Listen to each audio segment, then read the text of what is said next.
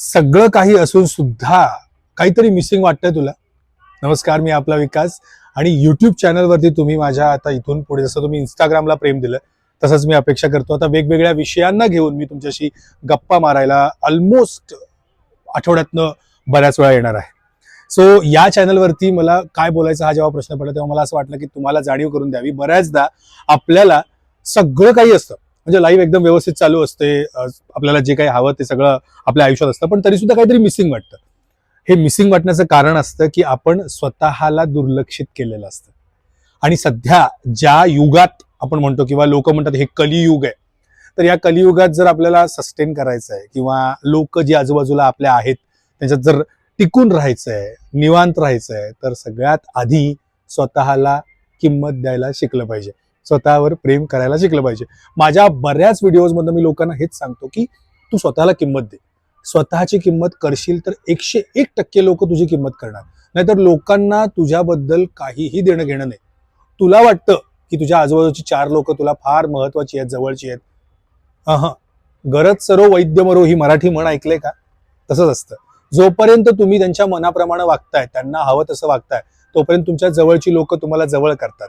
एक दिवस फक्त त्यांच्या मनाविरुद्ध त्यांना नाही म्हणून बघा, झालं कल्याण. म्हणून सांगतोय, सगळं काही असून सुद्धा जेव्हा तुम्हाला वाटतं की काहीतरी मिसिंग आहे, त्याचा अर्थ तुम्ही स्वतःकडे दुर्लक्ष केलेलं आहे. मला सांगा, हा व्हिडिओ बघताना तुम्हाला कदाचित वाटत असेल, पण याच्या आधी तुम्हाला कधी जाणीव झाली की तुम्ही स्वतःकडे दुर्लक्ष केलं? आता मी तुम्हाला विचारतो, स्वतःचा विचार कधी केलाय? तुला काय वाटतं, तुझ्या मनात काय, तुला बरं वाटतंय का, तुला हे करायचंय का, या गोष्टीचा विचार तू कधी केलायस? नाही. कारण हे आपल्याला शिकवलंच नाहीये. बऱ्याच गोष्टी आपण बघत असतो, शिकत असतो, पण स्वतःचा विचार करायचा असतं हे कुणीही शिकवत नाही. प्रत्येक वेळेला स्वतःपेक्षा जास्त दुसऱ्यांना किंमत द्या, दुसऱ्यांच्या म्हणण्याप्रमाणे वागा, लोक काय म्हणतील याचा विचार करा, हे आपल्या मनावर ठसवून ठेवलंय. आणि चूक आपली नाही, लहानपणापासून आपल्याला जे शिकवलं तसंच आपण मोठेपणी वागणार ना. आपल्याला प्रत्येक गोष्टीत कुठल्याही गोष्टीचं काही निर्णय घ्यायचा असेल, डिसिजन घ्यायचा असेल, तर प्रत्येक वेळेला आपल्याला दुसऱ्याच्या मताची, दुसऱ्याच्या ओपिनियनची गरज भासते. आपण डिपेंडंट झालोय. स्वतः कुठलाही निर्णय घ्यायचा म्हटलं तर आपल्याला 100दा स्वतःवर डाऊट येतो. सेल्फ डाऊट हा तर फार भयंकर प्रकार आहे. त्यावरून गिल्ट हा तर त्याच्या वरचा प्रकार आहे.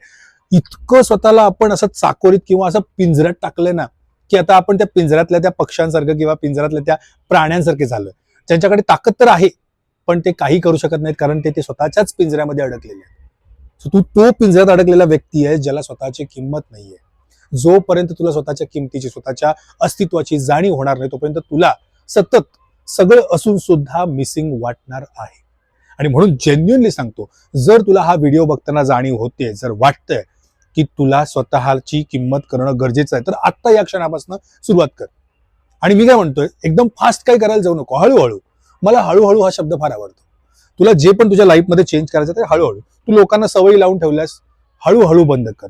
तू आता लोकांच्या मनाप्रमाणे वागतोस, अचानक नाही वागलास तर ते तुला त्रासदायक होणार. हळूहळू हळूहळू त्या सवयी सोड, हळूहळू त्या लोकांपासून थोडंसं लांब राहा. पण मी खरं सांगतो, हळूहळू स्वतःला जरा किंमत द्यायला शिक. मी शपथ सांगतो, लाईफ चेंज होईल तुझी. तुझ्या आयुष्यातला सगळ्यात मोठा प्रॉब्लेम दूर होईल. तू ज्याच्यात पण अडकला त्याच्यातनं बाहेर पडशील. तुझ्या आयुष्यात जे पण कमी आहे ते सगळं मिळेल. आणि ही काही जादू नाहीये, ही स्वतःवर प्रेम करायची कला आहे, जी आजपर्यंत आपल्याला कोणी शिकवली नाहीये.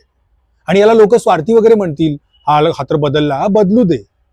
तो 3 Idiots मध्ये डायलॉग बघितलास ना तू त्या राजूचा? त्याला जेव्हा नोकरी मिळते तेव्हा तो काय म्हणतो की, तो नोकरी देणारे काय म्हणतात की हा ऍटिट्यूड तुम्ही जरासा बंद केला पाहिजे, अदरवाईज तुम्हाला आम्ही जॉब नाही देऊ शकत. तर तो काय म्हणतो, एवढी सगळी हाडं मोडून मी हा ऍटिट्यूड कमवलाय, सॉरी, हा तुमचा जॉब तुमच्याकडे ठेवा, मी माझा ऍटिट्यूड माझ्याकडे ठेवतो. थोडासा बदल करायला लागेल तुला. स्वतःची किंमत करणाऱ्या माणसाचीच किंमत लोक करतात. त्यामुळे आज या व्हिडिओच्या शेवटी तुला एवढंच सांगतोय, स्वतःची किंमत करायला लाग या क्षणापासून, आणि हळूहळू. बाकी पुढच्या व्हिडिओत बघूया. पाहत राहा आपला विकास.